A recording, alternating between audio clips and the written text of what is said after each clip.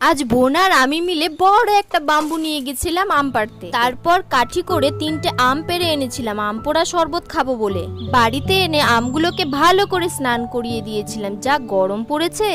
আম দুটোকে উনুনে দিয়ে ভালো করে পুড়িয়ে নিয়েছিলাম যতক্ষণ না পোড়া দাগ পড়ে যায়। ভালো করে পুড়িয়ে নেবার পর একটা পাত্রে ঠান্ডা জল নিয়ে আম দুটোকে দিয়ে ঠান্ডা করে নেবার পর ছুলে নিয়েছিলাম। তারপর আমের মাংসগুলো মিক্সিতে দিয়ে তাতে একটু লঙ্কা কুচি, চিনি, স্বাদ মতো নুন, পুদিনা পাতা, একটু হাজমোলার গুঁড়ো আর ঠান্ডা জল দিয়ে মিক্স করে নেবার পর আরেকটি পাত্রে হাজমোলার গুঁড়ো, একটু লাল লঙ্কার গুঁড়ো আর একটু চিনি মিক্স করে নিয়ে একটি গ্লাসে এইভাবে ভরিয়ে নিয়েছিলাম। মিক্স করে নেওয়া উপকরণগুলো গ্লাসে নিয়ে তার মধ্যে ঠান্ডা জল দিয়ে একটু জিরে গুঁড়ো দিয়েছিলাম।